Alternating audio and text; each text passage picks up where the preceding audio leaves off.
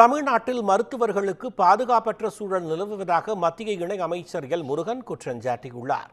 சென்னை வேலப்பஞ்சாவடியில் உள்ள ஏசிஎஸ் மருத்துவக் கல்லூரியில் டாக்டர் எம்ஜிஆர் நிகர்நிலை பல்கலைக்கழகத்தில் 33வது ஆண்டு பட்டமளிப்பு விழா நடைபெற்றது.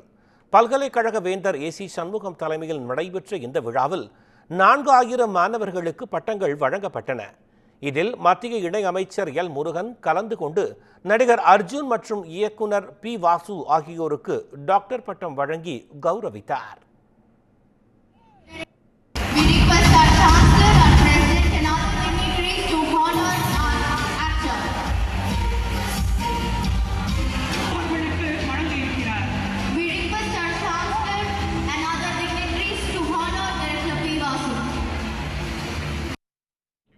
நிகழ்ச்சிக்கு பிறகு செய்தியாளர்களிடம் பேசிய எல் முருகன் தமிழ்நாட்டில் மருத்துவர்களுக்கு பாதுகாப்பற்ற சூழல் நிலவுவதாக குற்றம் சாட்டினார்.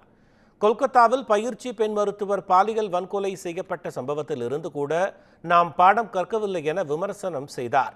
மருத்துவர்களுக்கு தமிழக அரசு உரிய பாதுகாப்பினை வழங்க வேண்டும் என்று வலியுறுத்தினார்.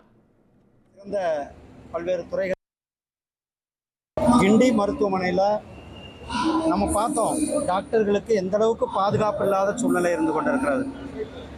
பயிற்சி மாணவர் கல்கத்தாவில் ஒரு மாணவி கொடூரமாக கற்பழிக்கப்பட்டு படுகொலை செய்யப்பட்டதை நம்ம பார்த்தோம்.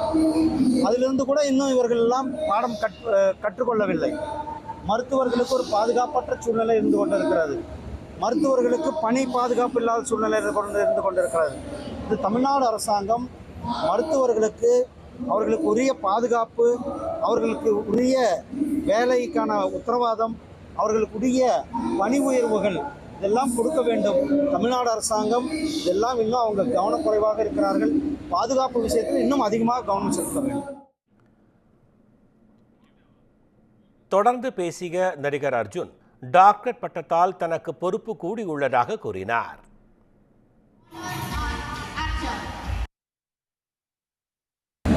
இதுக்கு நாங்கள் எந்த அளவுக்கு டிசர்வ் பண்ணுறோம் தெரியாது. பட் பொறுப்பு மட்டும் இன்னும் கொஞ்சம் ஜாஸ்தி ஆகிட்டு தான் இருக்கு லைஃப்பில். அதான் மேடையில் கூட நான் சொல்லிட்டு இருந்தேன். I will try to be better human being to justify this honour.